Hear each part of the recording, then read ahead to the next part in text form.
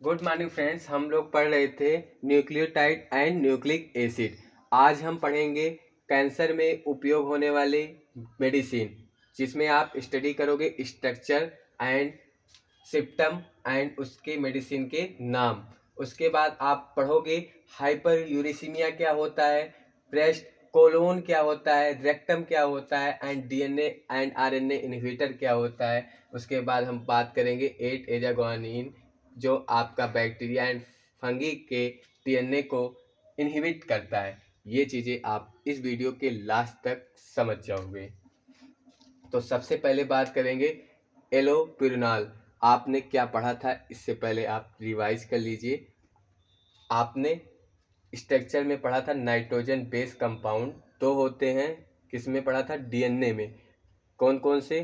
पहला होता है आपका प्रिमिडीन एंड दूसरा प्यूरिन। प्यूरिन में क्या देखा था आपने? प्यूरिन में आपने एक बेंजीन रिंग देखा था, बेंजीन रिंग, एंड उसके साथ एक 5 मेंबर का रिंग देखा था प्यूरिन्स में। उसके बाद प्रिमिडीन में क्या देखा था? एक बेंजीन रिंग देखा था जो 6 मेंबर का होता है। आपने ये पढ़ लिया था।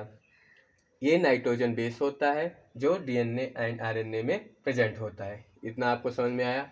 अब चलते हैं नेक्स्ट पे। तो सब उसके बाद आपने क्या पढ़ा था? उसमें फॉस्फेट जो ग्रुप ऐड होता है। फिर उसके बाद आपने पढ़ा था एडेनिन, पढ़ा था जो एडेनिन आपका जो डबल, जैसे कि एडेनिन आपका डबल बॉन्ड से किससे ऐड होता था? आपका थायमीन से। डीएनए की बात हो रही है।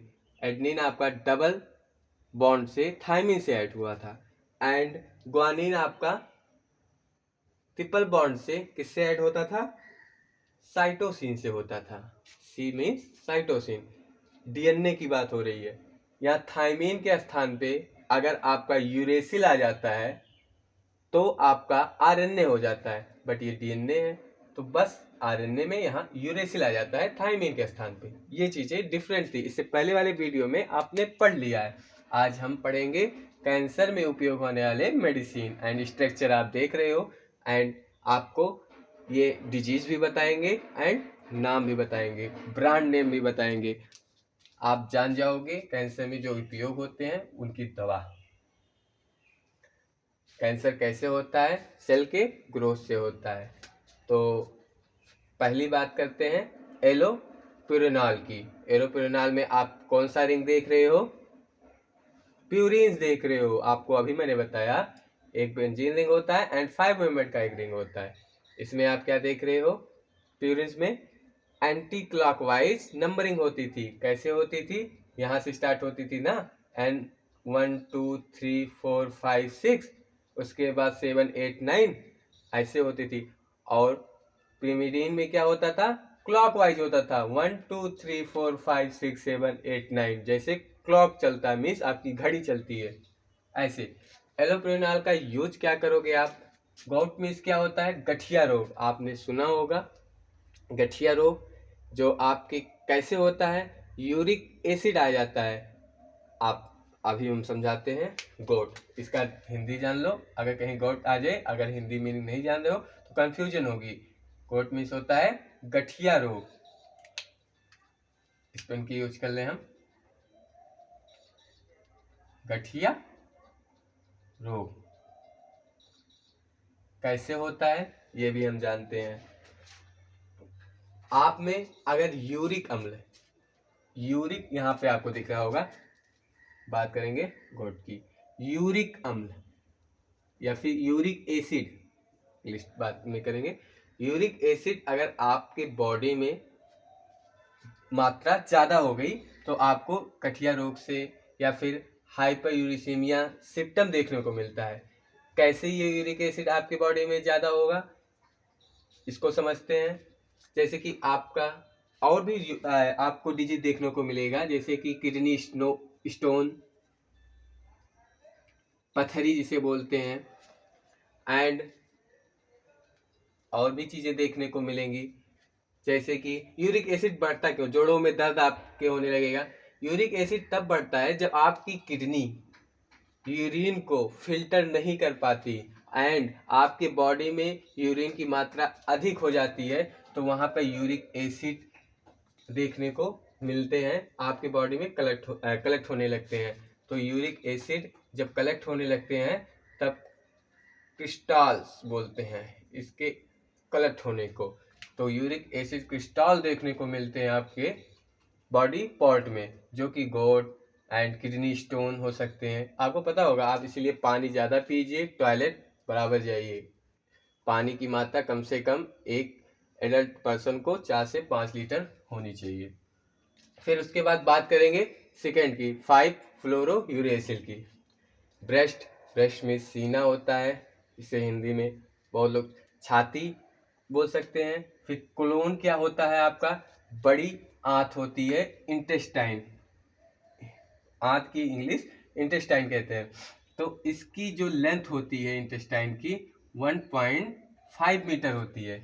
इस चीज ये इंपॉर्टेंट है, आप नोट करते रहिएगा।